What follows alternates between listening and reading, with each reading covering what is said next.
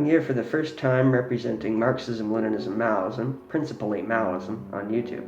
If you're interested in more of the same, the description links to Maoist Red Sun and Maoist 98, two comrades of mine, as well as to the Six Heads Study Circle, a Maoist Discord server. Let's begin. If you've ever known the term left unity, it may seem like a somewhat banal term whose meaning is obvious. It's a term one is most likely to see or hear on left-wing chats, subreddits, Twitter feeds, and Twitch streams. It can also be heard in person, in left-wing activist circles, political parties, and radical demonstrations. The major examples being used in this video are from the USA. So although this criticism applies generally to left unity, your mileage may vary when it comes to the details. Left unity rests on three major false premises. Firstly, it treats the left as a concrete category of political tendencies. Secondly, it has a false understanding of what political unity means. Thirdly, it is not a meaningful goal in and of itself. The slogan of left unity is useless to a revolutionary movement, and must be criticized and rejected so that we can get down to the business of building effective revolutionary strategy. To very briefly sum up the meaning of the term left, it has historically referred to political positions which are in favor of social progress and universal justice, while being critical of tradition, hierarchy, and the currently existing social structure. This means different things in different places and times, and as such, the term left is a very relative term. There are no set boundaries, no strict criteria, and no unambiguous definitions which would outline who is or isn't part of the left. In theory, the concept of a coherent and well-defined left is untenable.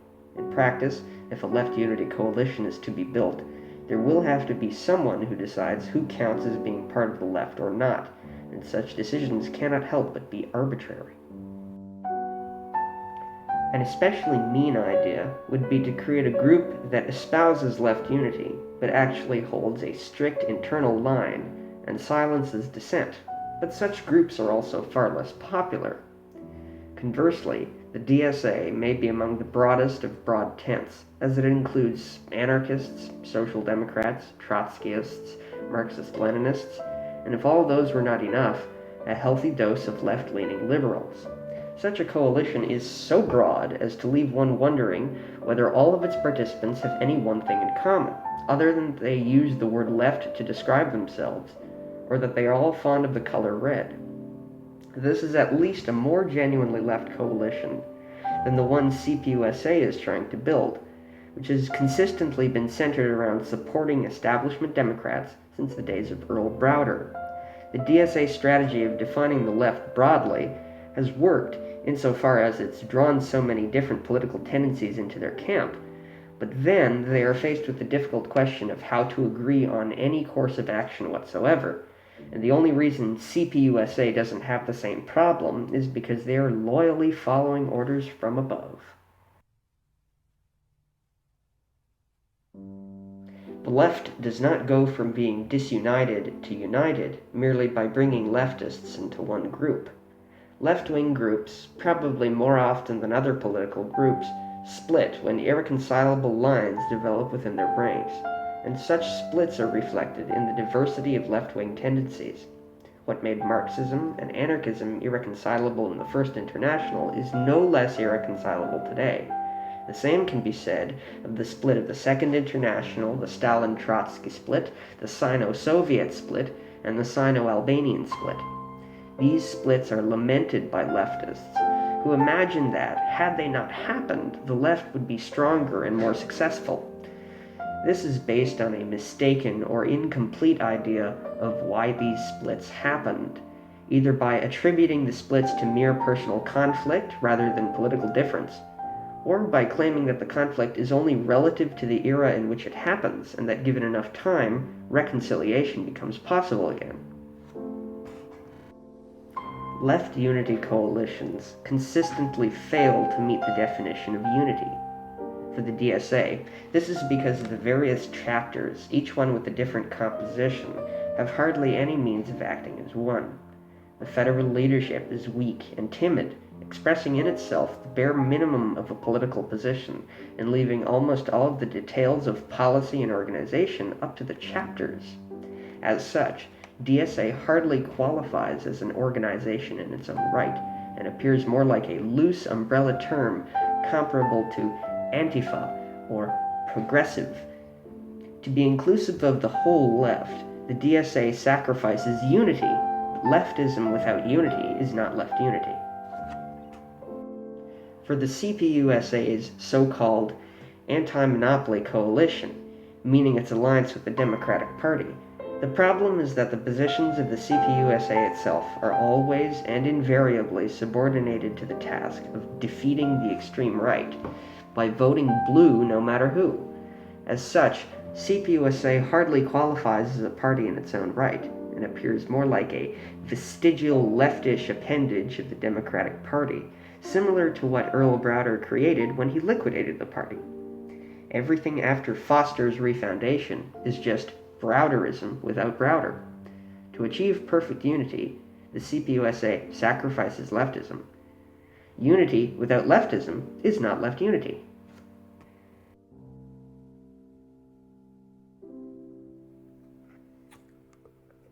Among the considerations of revolutionary strategy, one is that the revolutionary movement must be a mass movement.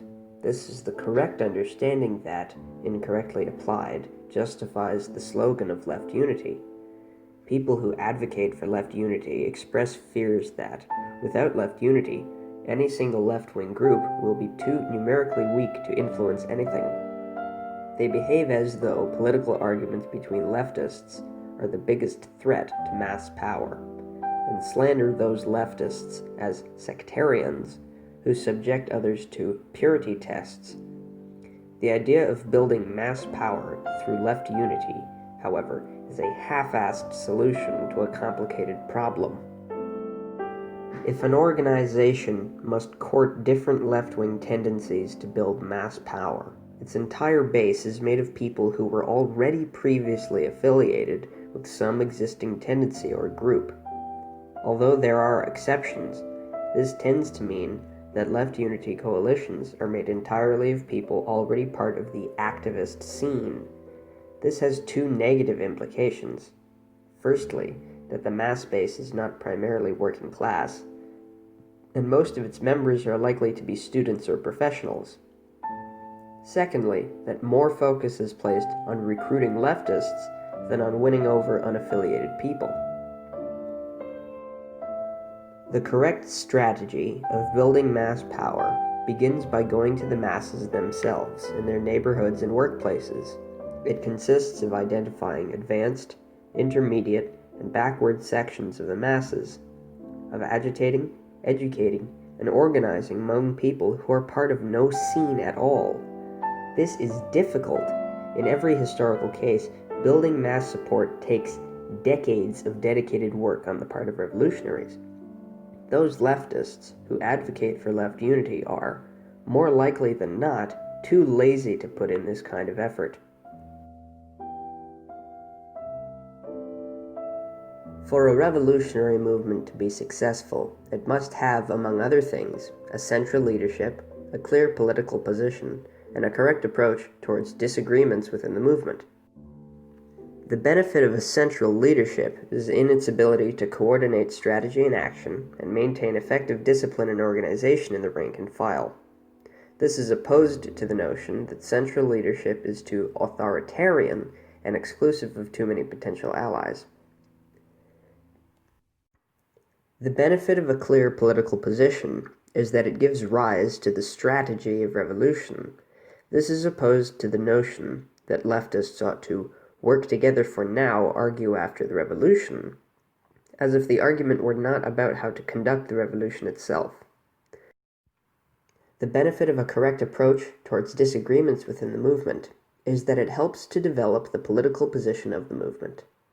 While one false approach is to fail to address internal disagreements at all by massively decentralizing an organization, another false approach is to silence dissent and shut down disagreements.